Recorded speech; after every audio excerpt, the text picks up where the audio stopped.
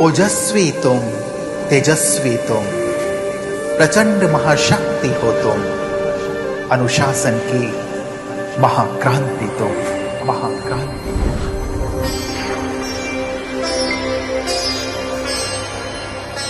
ओजस्वी तुम, तेजस्वी तुम, प्रचंड महाशक्ति हो तुम, अनुशासन की महाक्रांति तुम। ओजस्वी तुम, तेजस्वी तुम,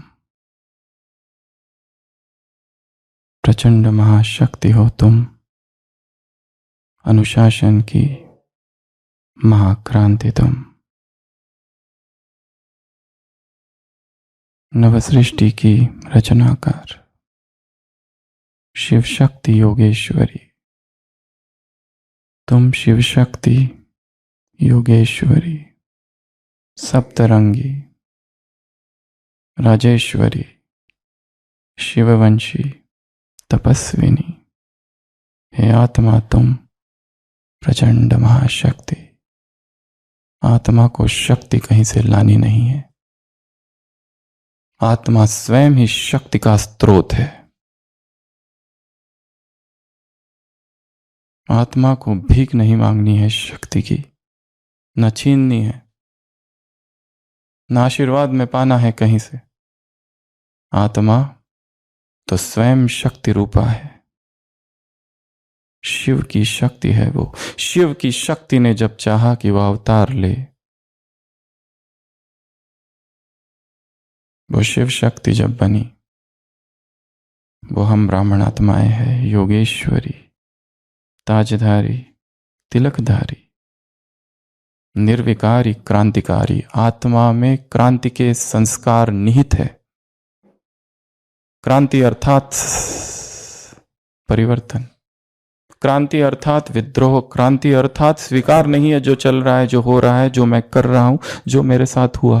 क्रांति अर्थात पुरानी धारणाओं को, पुराने मतों को, क्रांति अर्थात पुराना सब कुछ उखाड़ के फेंक देना, भस्म कर देना। विप्लव, रिवॉल्ट, म्यूटिनी अर्थात क्रांति। वो क्रांति के संस्कार आत्मा में है, बस जगाना है। जैसे जामवंत ने हनुमान को जगाया, क्या क्या बताया? हनुमान को बताया तुम किसके पुत्र हो।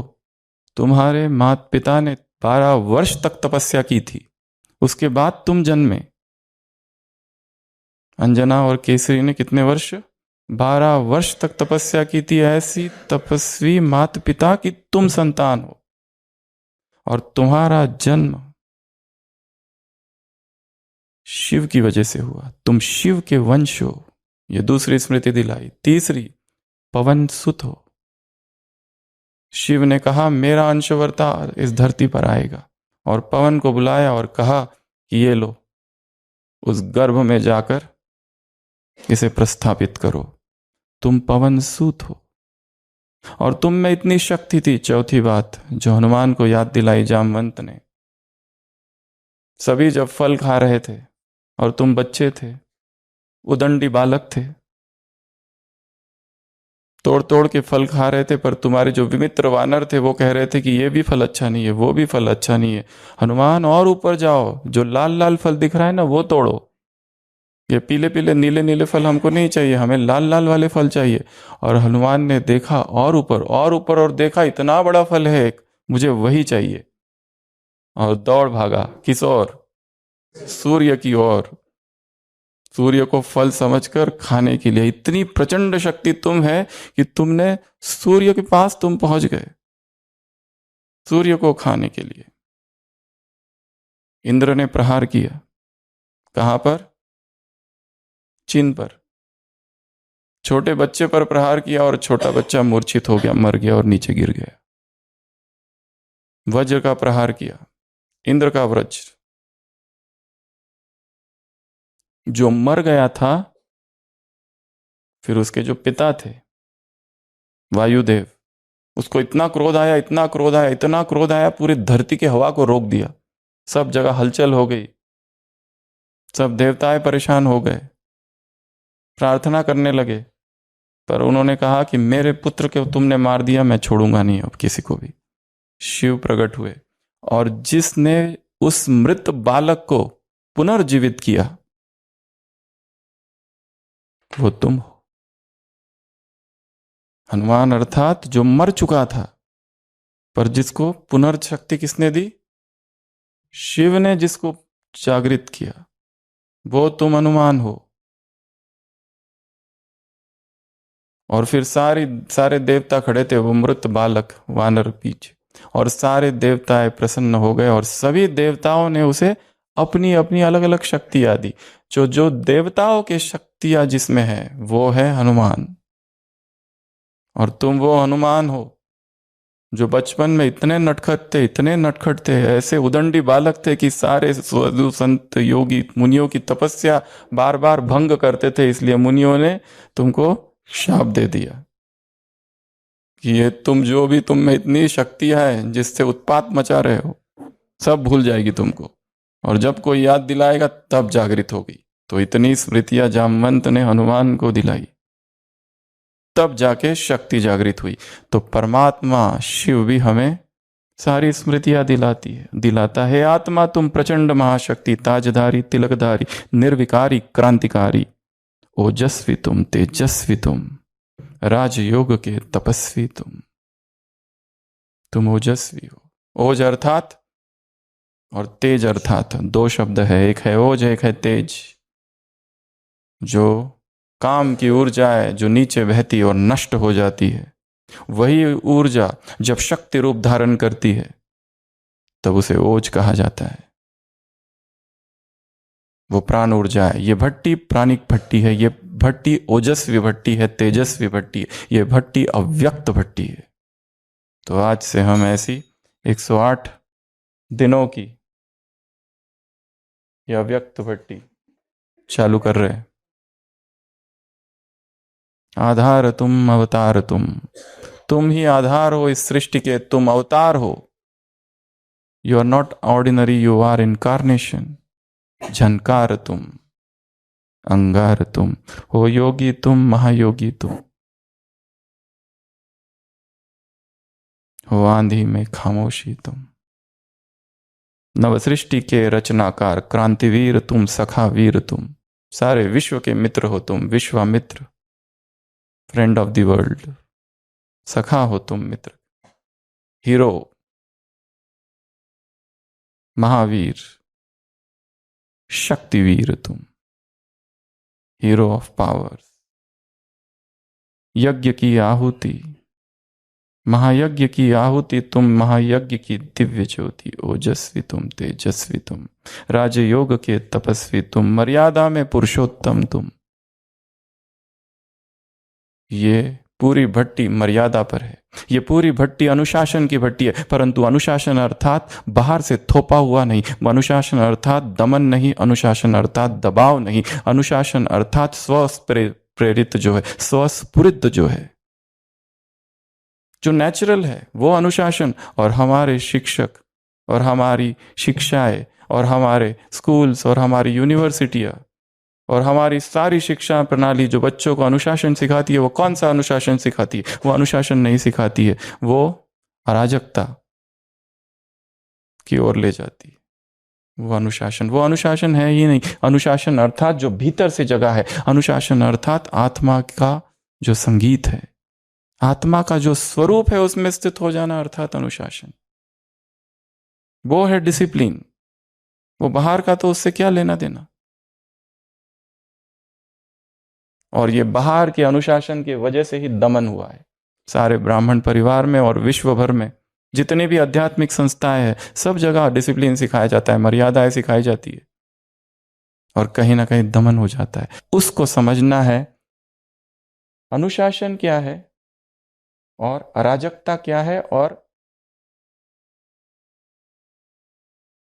उसके विरोध में जो स्वतंत्रता है वो क्या है। इनमें बहुत ही सूक्ष्म अंतर है जो समझना है। एक है निरंकुशता, एक है स्वतंत्रता, एक है अनुशासन।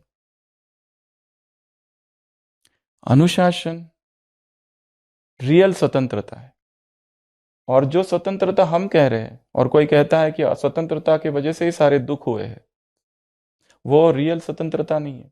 वो स्वतंत्रता निरंकुशता है, या फिर स्वच्छंदता है।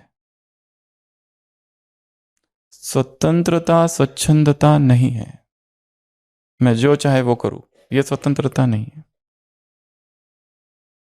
वो तो अराजकता की ओर ले जाने वाली है। रियल जो असली स्वतंत्रता वो है अनुशासन। उस अनुशासन को समझना है, उस अनुशासन में हम उतरेंगे। और इस भट्टी में 4 बातें हैं, A, B, C और D। अनुशासन के महानायक तुम, सदा विजयी वरदानी इतिहास की अमर कहानी। सदा विजयी वरदानी तुम, इतिहास की अमर कहानी तुम। ओजस्वी तुम, तेजस्वी तुम, हो राजयोग के तपस्वी तुम। राजयोग की जिसने साधना की और जो तपस्वी बने, वो हम हैं। जो भी तपस्या करेगा उसे शक्ति प्राप्त होगी, क्योंकि तपस्या में शक्ति है। सप्तरंगी तुम, राजेश्वरी, शिववंशी तपस्विनी, शिव शक्ति योगेश्वरी। तो सबसे पहला नियम इस भट्टी का जो है वो है अमृत वेला, और ये नियम लागू होंगे 30 तारीख से। तो वास्तव में भट्टी जो है वो 100 दिन की है। पहले 8 दिन पूर्व तैयारी है, नहीं रहेगा वही 22। भट्टी तो आज ही चालू हो रही है। ये 100 डेज का रूल है, पर भट्टी आज ही चालू हो रही है, वो सही है, सही है। तो सबसे पहला जो नियम है, जो कि 30 तारीख से लागू होगा, 100 दिन ये नियम चलेंगे, पर पहले 8 दिन ये समझना है क्या? 2 घंटा अमृत वेला। उसके लिए अमृत वेले की जो किताब है, अगले 8 दिन तक उस किताब का अध्ययन करना है। दूसरा नियम होगा ब्रह्मचर्य, 100% पवित्रता, 100 दिन की। तीसरा नियम होगा 100 दिन का CRPF, उसकी तैयारी करनी है। C में जाना है कि R में, कि P में, कि F में। और चौथा नियम है डिसिप्लिन, उसमें 3 बातें, 1 2 3। 1 अर्थात 1 घंटा प्रकृति का सानिध्य हर दिन, उन 100 दिनों में। दूसरा 2 घंटा मंत्र जाप, मंत्र मेडिटेशन। और मंत्र एक ही है, मैं आत्मा शिव बाबा को निरंतर याद कर रही हूं, जो इसके पहले भी किया है। पर यह मंत्र 108 100 दिनों तक करना है, और उसका ये 8 दिन तैयारी है। मंत्र एक ही है, मैं आत्मा निरंतर शिव बाबा को याद करनी है। कब करना है ये? दिन रात। और टोटल 24 घंटे में कितना घंटा होना चाहिए? 2 घंटा। प्रैक्टिस आज से चालू करो। जब भी खड़े हो, जब भी बैठे हो, कुछ भी कर रहे हो, अंदर केवल एक ही चिंतन मनन रटन होते रहे, मैं आत्मा शिव बाबा को याद कर रही हूं, मैं आत्मा शिव बाबा को याद कर रही हूं, मैं आत्मा शिव बाबा को निरंतर याद कर रही हूं, मैं आत्मा शिव बाबा को निरंतर याद कर रही हूं। और तीसरा 3 घंटे रोज स्टडी, 1 घंटा साकार मुरली, 2 घंटा अव्यक्त मुरली, 30 तारीख से। तो ये चालू होगा कब से? 30 अक्टूबर से। 8 दिन है तैयारी के। तो सभी स्थिर बैठेंगे, शिव प्राणों में हो, शिव श्वास श्वास में बसे। शिव को, उस परमात्मा को अपने भीतर इतना समा लेना है, इतना समा लेना है कि इन 108 दिनों में चेतना जागृत हो जाए, एक परिवर्तन आ जाए, एक स्वाभाविक क्रांति घट जाए, एक विप्लव, एक बाढ़, एक तूफान आ जाए, एक आंधी ऐसी चले परिवर्तन की कि जिसमें अनुशासन जीवन हो जाए, जिसमें एक नया पर्व चालू हो। शिव प्राणों में हो, श्वास श्वास में शिव बसे, हृदय मंदिर में शिव ओमकार, निराकार विद्महे। मैं जानता हूं वो निराकार सत्यम शिवम सुंदरम। नवसृष्टि के रचनाकार, नवसृष्टि की रचनाकार तुम शिव शक्ति योगेश्वरी, तुम शिव शक्ति योगेश्वरी। सभी आंखें बंद और उस शिव का आह्वान चेतना में करेंगे और खो जाएंगे। शिव प्राणों में हो,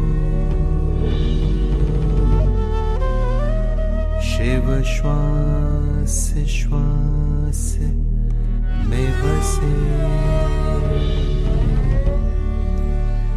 हृदय मंदिर में शिव ओंकार, निराकार विद्महे सत्यं शिवं सुंदरम्, सत्यं शिवं सुंदरम्।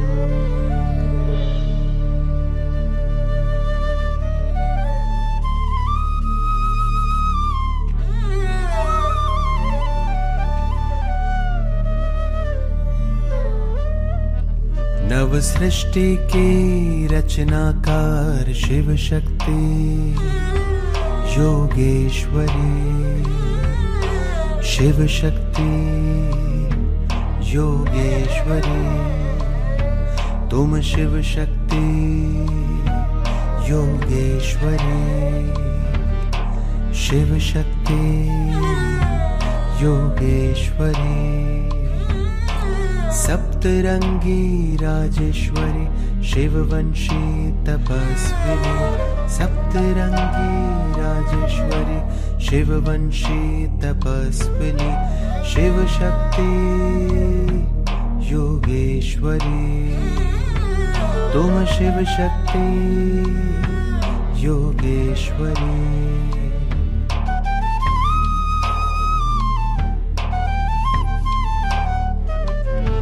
हे आत्मा तुम प्रचंड महाशक्ति, हे आत्मा तुम प्रचंड महाशक्ति,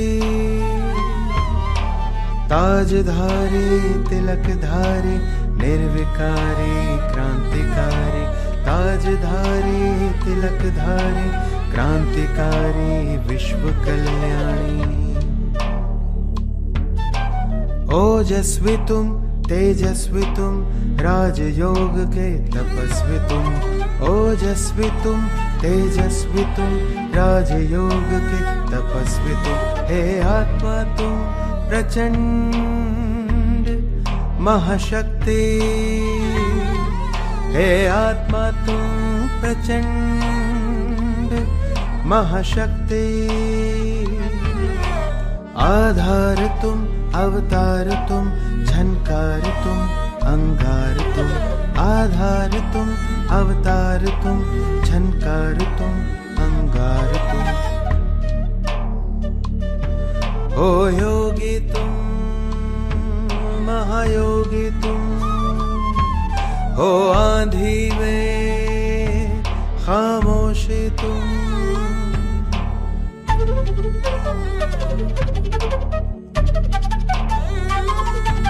नव सृष्टि के रचनाकार क्रांतिवीर तुम, सखावीर तुम, महावीर तुम, शक्तिवीर तुम, महायज्ञ की आहुति तुम, महायज्ञ की दिव्य ज्योति, महायज्ञ की आहुति तुम, महायज्ञ की दिव्य ज्योति,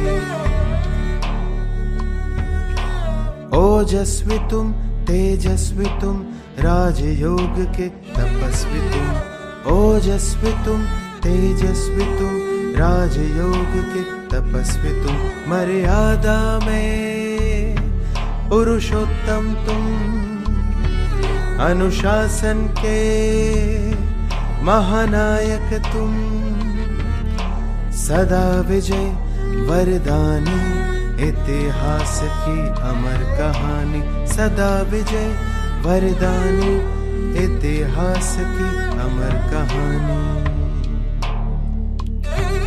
ओजस्वी तुम, तेजस्वी तुम, हो राजयोग के तपस्वी तुम, सप्तरंगी राजेश्वरी शिववंशी तपस्विनी, सप्तरंगी राजेश्वरी शिववंशी तपस्विनी, शिव शक्ति योगेश्वरी, तुम शिव शक्ति योगेश्वरी, तुम शिव शक्ति योगेश्वरी, तुम शिव शक्ति योगेश्वरी।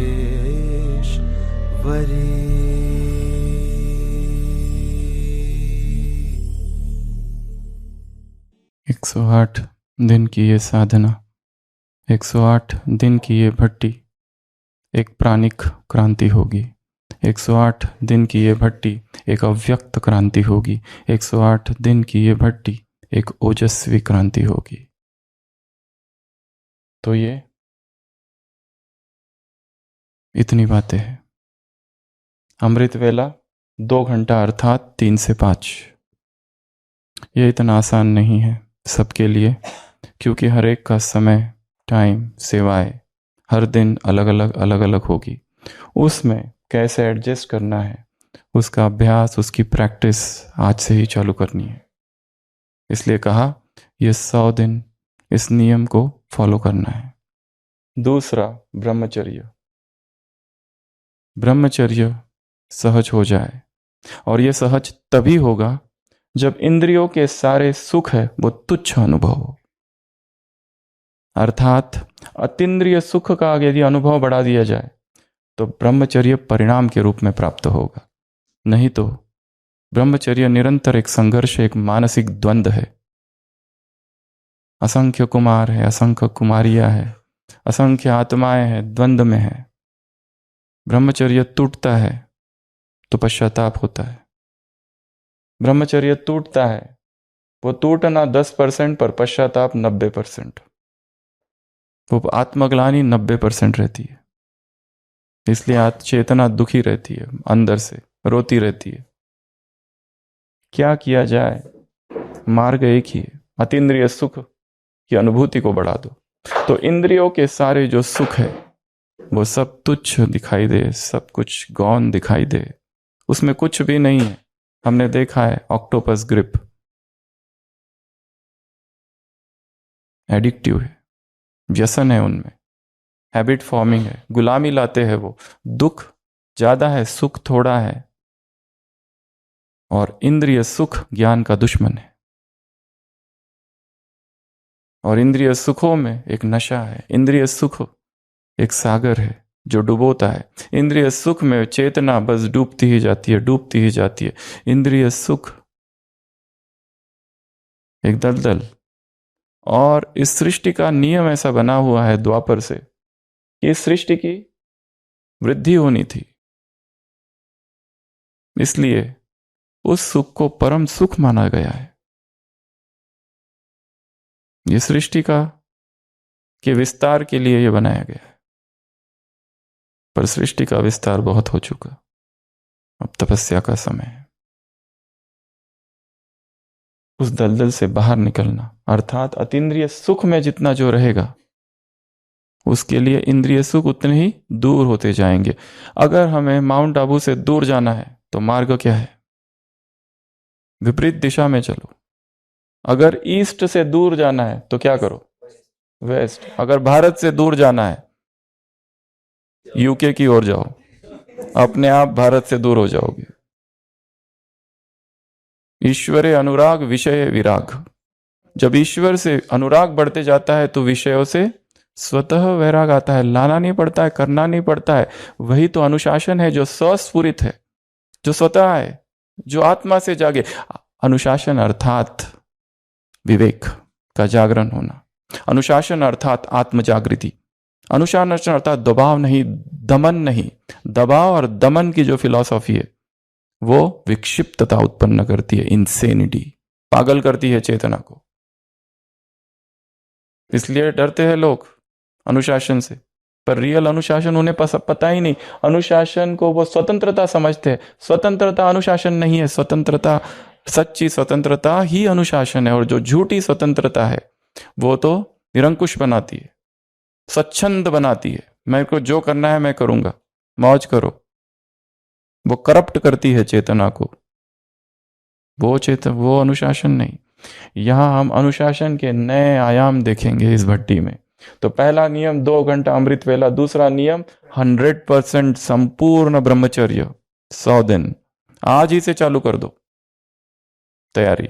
तीसरा CRPF, जिसका अभ्यास 9 दिन नवरात्रि की थी, सबने वो अभ्यास किया है, इसलिए अभी से सोच के रखना है कौन सा लेना है,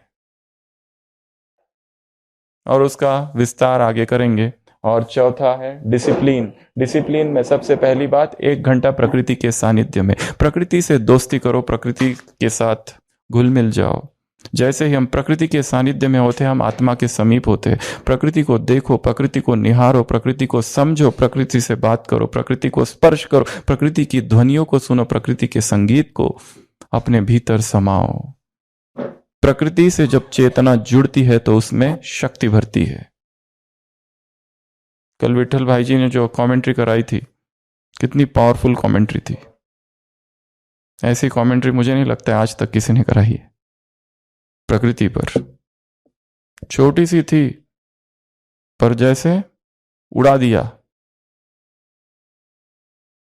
प्रकृति पर कमेंट्री लिखो, प्रकृति पर गीत लिखो, प्रकृति पर संगीत रचो, प्रकृति पर कविताएं लिखो, प्रकृति से दोस्ती करो।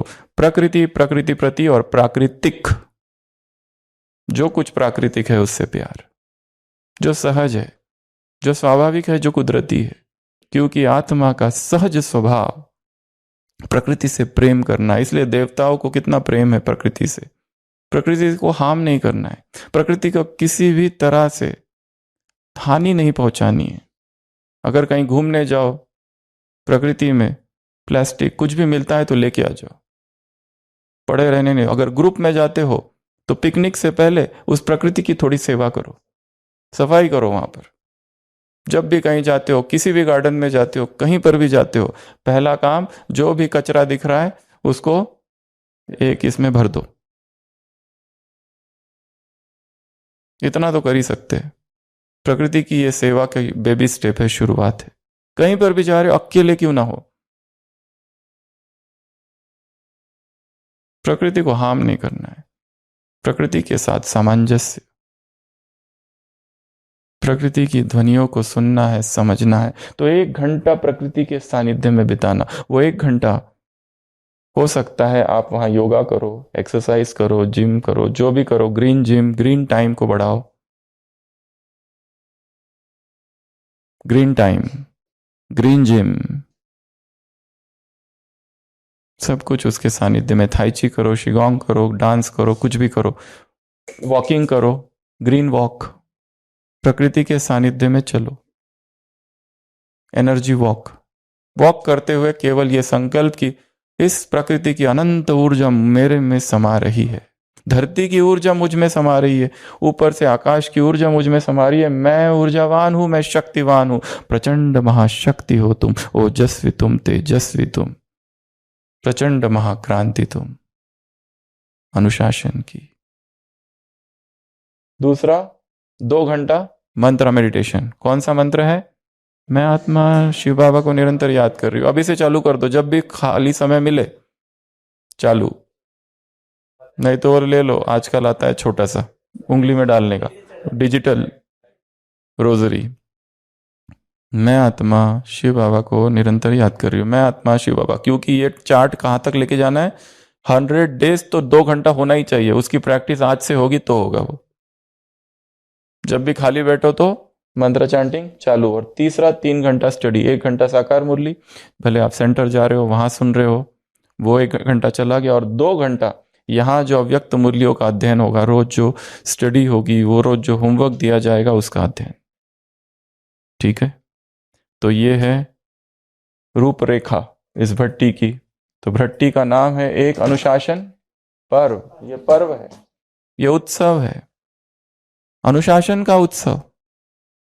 अनुशासन दुखी करने वाला नहीं, अनुशासन नियम मर्यादा नहीं, अनुशासन ये करो वो करो, ये नियम है, अमृत वेला तुमको उठना ही है, ये नहीं। परंतु ये पर्व आया, ये पर्व आया है अनुशासन का, ये पर्व आया है क्रांति का पर्व आया है, उत्सव है, फेस्टिवल है। दिवाली है अनुशासन की, होली है अनुशासन की, नववर्ष है अनुशासन का, शिवरात्रि है अनुशासन की। ये पुरुषार्थ का प्रभात है, ये पुरुषार्थ का उत्सव है, एक ओजस्वी क्रांति है ये, जो आत्मा को तेजस्वी बना दे, आत्मा को उस ओज में स्थित कर दे, आत्मा में इतनी पावर भर दे, प्रचंड महाशक्ति हो तुम, उस शक्ति का अनुभव हो। क्या करूं और क्या नहीं, I will drink the entire ocean, mountains will crumble before me. सारे हिमालय पहाड़ मुझ में मेरे सामने गिर जाएंगे, इतनी शक्ति है मुझ में, इतनी पावर है मुझ में। और महापुरुष जो भी करते हैं उसमें बहुत रहस्य होता है, उनके हर कार्य में। फिर से उसी हनुमान की कहानी की तरफ आते हैं। जामवंत ने याद दिलाया, हनुमान जी पार कर गए और वापस भी आ गए। और फिर वापस जब मेघनाथ ने शक्तिवार किया था लक्ष्मण पर, और लक्ष्मण घायल पड़े थे, मूर्छित,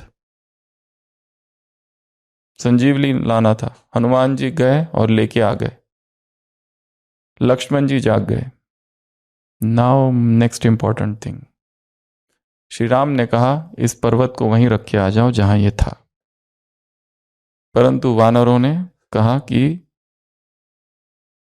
सुग्रीव ने कहा प्रभु रहने दो ना, इस इधर ही युद्ध चालू है, सैनिक मर रहे हैं, हम उनको जिंदा करते रहेंगे।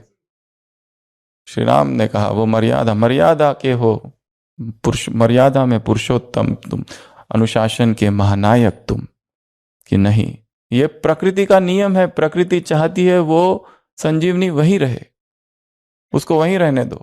प्रकृति ने हर चीज वहीं रखी है जहां वो है, इसके लिए प्रकृति के नियमों का उल्लंघन तुम्हें नहीं करना है। अगर हम इस पर्वत को यहीं रखे और युद्ध जीत ले तो वो मर्यादा नहीं होगी, क्योंकि ये भी तो छल हुआ ना। इसलिए है हनुमान तुम इसे वापस जाके रख दो। हनुमान जी कहते हैं, अब है मुख्य बात, प्रभु मुझे जाने की जरूरत नहीं, मैं यहीं से फेंक देता हूं, जाने में क्यों समय वेस्ट, टाइम वेस्ट। परंतु फिर किसने कहा, सुग्रीव ने कहा यहां से अगर तुम फेंकते हो, पावर तो है उसमें, यहीं से फेंक सकता है। कहां से, लंका के, उस लंका में है, बीच में समंदर है इतना बड़ा 600 योजन, और फिर उधर हिमालय, उत्तरी भारत में, ये दक्षिण भारत में है। वो कहते हैं कि तुम फेंकोगे तो थोड़े थोड़े टुकड़े तो गिरेंगे। राम जी कहते हैं वो टुकड़े गिरना भी, उसमें भी कल्याण छिपा है। जहां जहां छोटे मोटे टुकड़े गिरेंगे वहां वहां भी तीर्थ स्थान बनेंगे, जहां जहां वो होगा उसमें कुछ ना कुछ कल्याण ही होगा। हनुमान जी 2 बार गए थे हिमालय पहाड़ लाने, एक तो संजीवनी लाने और दूसरी पहली बार 2 बार गए थे। जब पुल बन रहा था और पत्थर कम पड़ गए, सभी वानर चिंतित हो गए, पत्थर लाए कहां से। हनुमान जी ने कहा मैं लेके आता हूं, तब गए थे। और आते समय जब जो एक पहाड़ का टुकड़ा जानबूझ के गिराया हो सकता है माउंट आबू में गिरा हो, पर एक जो टुकड़ा गिरा, वो भक्ति में ऐसी कहावत है। पार्वती पूछती है शिव से कि ये क्यों किया हनुमान ने, तब वो कहते हैं महापुरुष ऐसे ही कोई काम नहीं करते। ये जो टुकड़ा गिरा द्वापर में, ये गोवर्धन पर्वत होगा जहां भगवान लीलाएं करेंगे। तो ऐसी कहानियां जुड़ी हुई है। तो जो भी महापुरुष करते हैं उसके पीछे सूक्ष्म रहस्य होते हैं। तो ये भट्टी प्राणिक भट्टी होगी जो हमें प्राण के साथ जोड़ेगी, प्राण ऊर्जा से जोड़ेगी, प्रचंड महाशक्ति से, संजीवनी शक्ति से जोड़ेगी। ये भट्टी अव्यक्त क्रांति होगी, अव्यक्त मुरलियों का इसमें अध्ययन होगा। जो अव्यक्त मुरली आज जिनके पास नहीं है वो खरीद ले, मंगा ले। 6 दिन का, वैसे तो आज से ही चालू हो रहा है, तो अभी से नहीं तो PDF तो हम भेज ही देंगे ग्रुप में। तो अव्यक्त भट्टी, प्राणिक भट्टी, ओजस्वी भट्टी और अनुशासन की भट्टी। तो उसमें ABCD, डी में पहला बताया 1 घंटा प्रकृति, 2 घंटा वो जाप और 3 घंटा मुरली का अध्ययन। तो इसकी प्लानिंग आज से चालू कर दो। 6 दिन 8 दिन प्लानिंग को तो लगेंगे, प्रॉपर जो करेंगे वो 100 दिन का होगा। अभी लास्ट एक बात, परमपिता शिव बाबा की दिव्य उपस्थिति में और यहाँ एकत्रित मेरे सभी ब्राह्मण कुलभूषण भाई बहनों के सामने मैं इस पवित्र मशाल के सामने खड़ा हूं, जो ज्ञान, पवित्रता और परिवर्तन की शाश्वत रोशनी का प्रतीक है। तो आज इस भट्टी की शुरुआत हम एक मशाल से करेंगे, ठीक है? और उस मशाल के साथ एक प्रतिज्ञा करेंगे, जो हम बोलेंगे फिर हमारे पीछे आप सब बोलेंगे। तो ये प्रतिज्ञा अभी चालू नहीं हुई है, ये उसका प्रस्तावना है। मैं बाबा की दिव्य अनुपस्थिति का आह्वान करता हूँ और 108 दिन की इस आध्यात्मिक यात्रा में समर्पण, अनुशासन और ईमानदारी के साथ संकल्प लेता हूँ। 22 अक्टूबर से 6 फरवरी तक मैं बाबा की शिक्षाओं का पूरी निष्ठा, अनुशासन और गंभीरता से पालन करने की प्रतिज्ञा करता हूँ। अभी प्रतिज्ञा, तो प्रतिज्ञा पहले हम बोलेंगे फिर आप। फिर ये जो मशाल है, ये मशाल में दिव्य शक्ति और दिव्य शक्ति भर जाएगी इस प्रतिज्ञा से। फिर ये प्रतिज्ञा नहीं, हाथ नहीं करना है। और ये मशाल एक बार प्रतिज्ञा पूरी होगी तो आपके पास घुमाएंगे, आप केवल 5 सेकंड के लिए उसको होल्ड करना, क्योंकि 108 दिनों के लिए जो ऊर्जा है वो ये प्रतिज्ञा सारी उस मशाल में समाने वाली है, ठीक है? तो 5 सेकंड के लिए केवल आप उसको होल्ड करेंगे और आगे आगे पास करते जाएंगे बाद में। पहले प्रतिज्ञा, तो प्रतिज्ञा में सभी स्थिर बैठ जाएंगे। तो प्रतिज्ञा का ये देख लिया, प्रस्तावना फिर से पढ़ते हैं। परमपिता शिव बाबा की दिव्य उपस्थिति में और यहाँ एकत्रित मेरे सभी ब्राह्मण कुलभूषण भाई बहनों के सामने मैं इस पवित्र मशाल के सामने खड़ा हूँ। अपने आप को सोचो कि मैं इस मशाल के सामने खड़ा हूँ। इस पवित्र मशाल के सामने जो ज्ञान, पवित्रता और परिवर्तन की शाश्वत रोशनी का प्रतीक है। तो ये प्रतीक है, एक चीज का चिन्ह है जो मुझ में आज शक्ति भर देगा। मैं बाबा की दिव्य उपस्थिति का आह्वान करता हूं आज इस सभा में। किसका आह्वान करना है? शिव बाबा का आह्वान। कागज डाल दो उसमें। तो 22 अक्टूबर से 6 फरवरी तक मैं बाबा की शिक्षाओं का पूरी निष्ठा, अनुशासन और गंभीरता से पालन करने की प्रतिज्ञा करता हूं। तो प्रतिज्ञा चालू करते हैं, हम बोलेंगे, हमारे पीछे आप सब बोलना है। सभी रेडी? मैं प्रतिज्ञा करता हूं कि मैं प्रतिदिन अमृत वेले में ब्रह्म मुहूर्त जागूंगा और 2 घंटे का समय गहन अमृत वेला योग के लिए समर्पित करूंगा। इस शाश्वत संबंध की याद में जो शिव बाबा और मेरे बीच है, मैं आत्मस्मृति में रहूंगा, जिससे शिव बाबा की रोशनी मुझे शुद्ध करेगी और मुझ में शक्ति भरेगी। दूसरी प्रतिज्ञा, मैं प्रतिज्ञा करता हूं कि मैं पूर्ण ब्रह्मचर्य का पालन करूंगा और अपने विचारों, वचनों और कर्मों में पवित्रता बनाए रखूंगा। मैं आत्मस्मृति में रहकर आत्मिक संबंधों को पोषित करूंगा और सभी शारीरिक आसक्तियों का त्याग करूंगा। खुद को और दूसरों को दिव्य आत्मा के रूप में देखूंगा। कागज डाल दो बहुत सारे, कंटिन्यू चलने दो, बहुत सारे डाल दो एक साथ, या दिया लेके आ जाओ। तीसरी प्रतिज्ञा, मैं प्रतिज्ञा करता हूं कि अपने आहार पर पूर्ण नियंत्रण रखूंगा। मैं केवल सात्विक और सरल भोजन ग्रहण करूंगा जो बाबा की याद में बनाया हुआ होगा, यह समझते हुए कि मेरा आहार मेरे शरीर के साथ साथ आत्मा का भी पोषण करता है।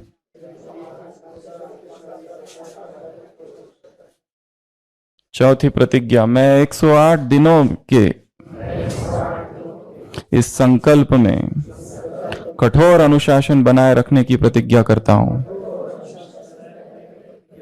मैं अपने दिन को आध्यात्मिक अनुशासन और समर्पण के साथ संरचित करूंगा।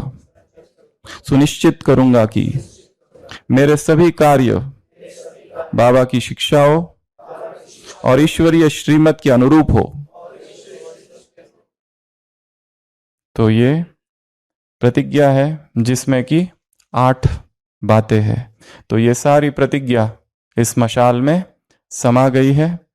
अब ये मशाल सब लोगों के पास घूमेगी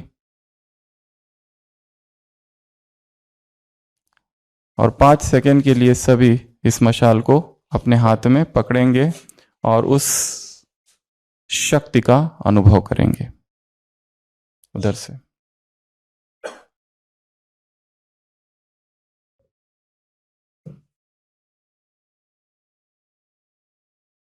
फिर से प्रतिज्ञा रिपीट कर रहे, तब तक मशाल घूमती रहेगी। मैं प्रतिज्ञा करता हूं कि मैं प्रतिदिन ब्रह्म मुहूर्त में जागूंगा और 2 घंटे के समय गहन अमृत वेला योग के लिए समर्पित करूंगा। इस शाश्वत संबंध की याद में जो शिव बाबा और मेरे बीच है, मैं आत्म स्मृति में रहूंगा और जिससे शिव बाबा की रोशनी मुझे शुद्ध करेगी और मुझ में शक्ति भरेगी। मैं प्रतिज्ञा करता हूं कि पूर्ण ब्रह्मचर्य का पालन करूंगा और अपने विचारों, वचनों और कर्मों में पवित्रता बनाए रखूंगा। मैं आत्म स्मृति में रहकर आत्मिक संबंधों को पोषित करूंगा और सभी शारीरिक आसक्तियों का त्याग करूंगा। खुद को और दूसरों को दिव्य आत्मा के रूप में देखूंगा।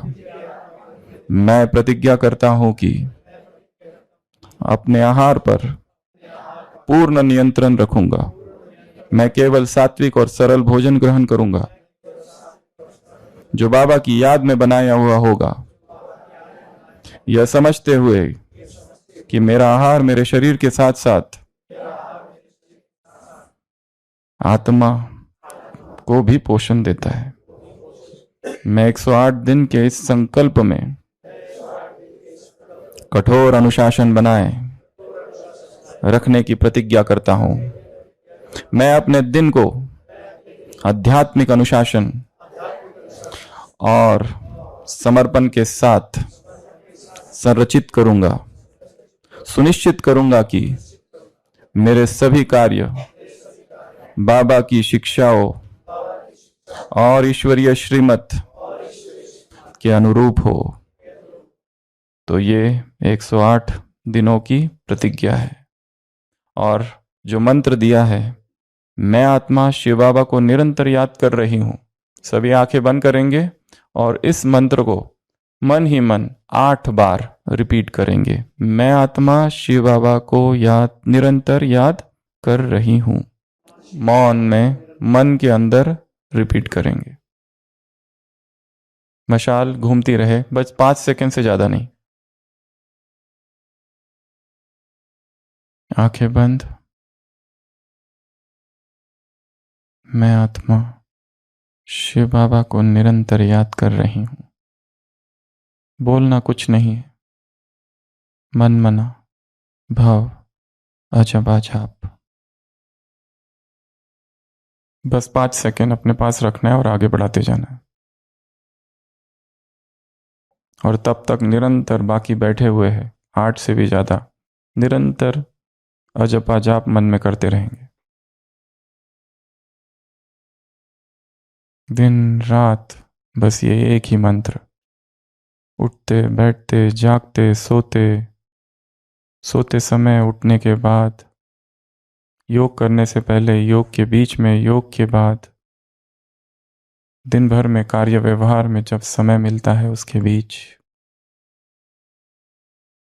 मैं आत्मा शिव बाबा को निरंतर याद कर रही। I, the soul, am constantly remembering Shiv Baba. I, the soul, am constantly remembering Shiv Baba. I, the soul, am constantly remembering Shiv Baba. बस 5-5 सेकंड में मशाल को सामने आने दो। उस मशाल में शक्ति भरी है प्रतिज्ञा की। 4 ही प्रतिज्ञाओं की शक्ति उस मशाल में है। अब तक जो अकेले करने में असमर्थ थे, आज संगठन में 108 दिनों में वो संभव मैं करूंगा। I, the soul, am constantly remembering Shiv बाबा। मैं आत्मा शिव बाबा को निरंतर याद कर रही हूँ। I, the soul, am constantly remembering Shiv बाबा। मैं आत्मा शिव बाबा को निरंतर याद कर रही हूँ। I, the soul, am constantly remembering Shiv बाबा। मैं आत्मा शिव बाबा को निरंतर याद कर रही हूँ।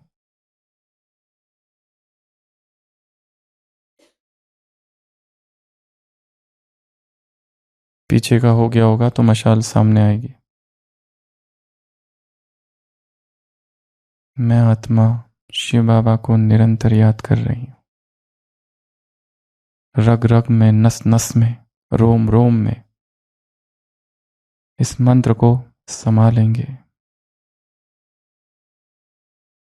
शिव प्राणों में हो, शिव श्वास श्वास में बसे, हृदय मंदिर में शिव ओमकार, निराकार विद्महे सत्यम शिवम सुंदरम। इस संसार में शिव के अतिरिक्त और कोई सुंदर नहीं।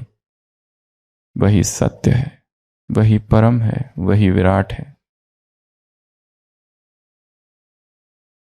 जल्दी मशाल सामने लाएंगे।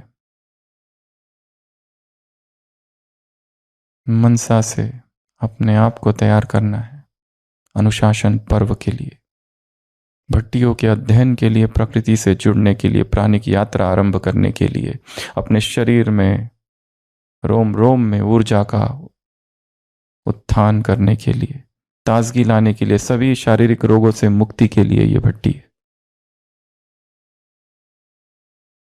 आत्मा में प्रचंड शक्ति भरने की ये भट्टी है। अपनी आंखों के सामने उन 108 मुरलियों को देखेंगे और उनके प्रति भी समर्पण करेंगे कि हे मुरलियो, मुझ आत्मा में प्रवेश कर। समय कम है, 2-2 सेकंड बस अपने पास रखेंगे। उसके स्पर्श की अनुभूति। अभिमंत्रित ये मशाल है, प्रतिज्ञाबद्ध ये मशाल है। और जो यहां उपस्थित नहीं है वो अनुभव करेंगे हाथ में एक अदृश्य मशाल है जिसमें सभी अव्यक्त मुरलियों का सार समाया हुआ है और उसको मैंने हाथ लगा लिया है। वो सारी अव्यक्त मुरलियां धमनियों में रक्त की तरह बह रही है। नवसृष्टि की रचनाकार हूं, शिव शक्ति हूं, योगेश्वरी हूं। तुम शिव शक्ति योगेश्वरी सप्तरंगी राजेश्वरी हूं। शिववंशी हूं, तपस्विनी हूं, प्रचंड महाशक्ति हूं, ताजधारी हूं, तिलकधारी हूं, निर्विकारी हूं, क्रांतिकारी हूं, विश्व कल्याणी हूं, ओजस्वी हूं, तेजस्वी हूं, राजयोग का तपस्वी हूं। मैं आत्मा प्रचंड महाशक्ति से भरा हूं। आधार तुम, अवतार तुम, झनकार तुम, अंगार तुम हो। योगी तुम, महायोगी तुम हो, आंधी में खामोशी तुम। नवसृष्टि के रचनाकार, क्रांतिवीर तुम, सखावीर तुम, महावीर तुम, शक्तिवीर तुम। स्पर्श 1 सेकंड का भी काफी है। महायज्ञ की आहुति तुम, महायज्ञ की दिव्य ज्योति। महावीर तुम, शक्तिवीर तुम। ओजस्वी तुम, तेजस्वी तुम, राजयोग के तपस्वी तुम, ज्वाला सी जलती मशाल हो तुम, आत्म उन्नति के पथ में बढ़ते चलो तुम, बढ़ते चलो अंधकार मिटाते चलो तुम, यज्ञ महावेदी की प्रचंड आहुति हो तुम, सूर्य के समान महाज्योति हो तुम, वाणी में ओज हो, मुख में प्रखर तेज हो, तपस्या की धुन में रमे बाबा की आशो, ओजस्वी तुम, तेजस्वी तुम, प्रचंड महाशक्ति हो तुम, अनुशासन की महाक्रांति तुम, श्वासों में प्राण हो, अव्यक्त एक आह्वान हो, मुरली के तान का अनंत शंख नाद हो, तुम महावीर हो, वज्र के समान हो, कोई ना भेद सके ऐसी चट्टान हो, तुम क्रांतिवीर हो, तुम कर्मवीर हो, महिमा तुम्हारी जग में अपरंपार हो, ओजस्वी तुम, तेजस्वी तुम, प्रचंड महाशक्ति हो तुम, अनुशासन की महाक्रांति तुम। तो सभी स्थिर बैठेंगे, इधर दे दो हाथ में, उसके ऊपर रख दो, हमारे हाथ में दे दो।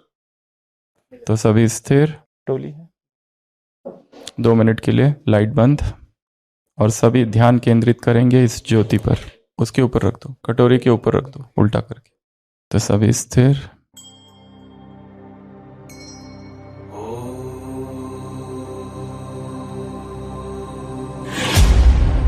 शिव प्राणों में हो, शिव श्वास श्वास में बसे, हृदय मंदिर में शिव ओंकार, निराकार विद्महे।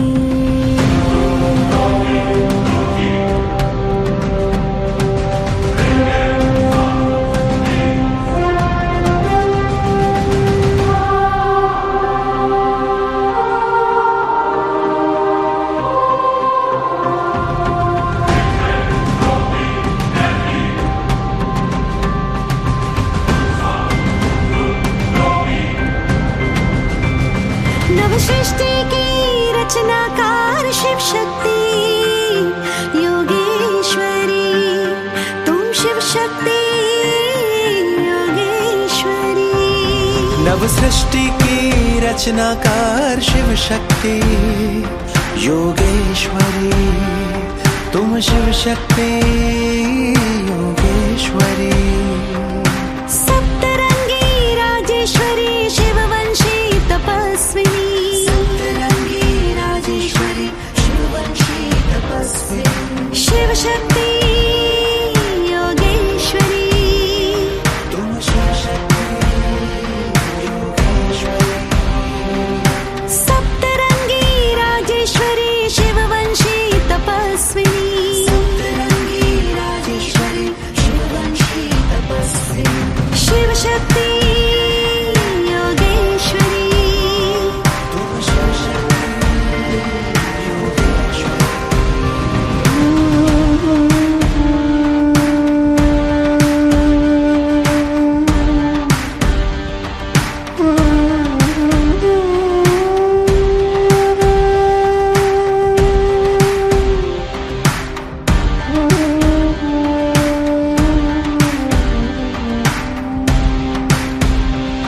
हे आत्मा तुम प्रचंड महाशक्ति, हे आत्मा तुम प्रचंड महाशक्ति। ताजधारी तिलकधारी निर्विकारी क्रांतिकारी, ताजधारी तिलकधारी क्रांतिकारी विश्व कल्याणी। हे आत्मा तुम प्रचंड महाशक्ति, हे आत्मा तुम प्रचंड महाशक्ति, हे आत्मा तुम प्रचंड महाशक्ति, हे आत्मा तुम प्रचंड महाशक्ति। शिव शक्ति योगेश्वरी, तुम शिव शक्ति योगेश्वरी। आधार तुम अवतार तुम, झंकार तुम अंगार तुम, आधार तुम अवतार तुम, झंकार तुम अंगार तुम। योगी तुम महायोगी तुम हो,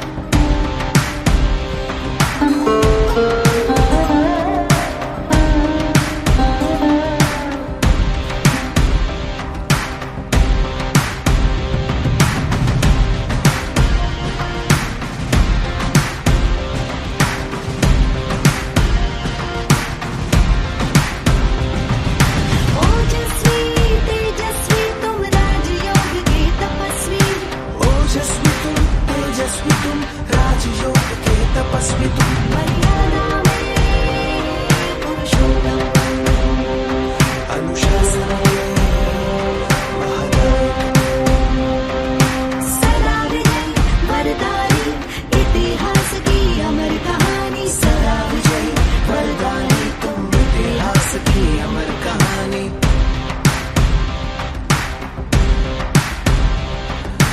ओजस्वी तुम, तेजस्वी तुम, राजयोग के तपस्वी तुम, ओजस्वी तुम, तेजस्वी तुम, राजयोग के तपस्वी तुम, सप्तरंगी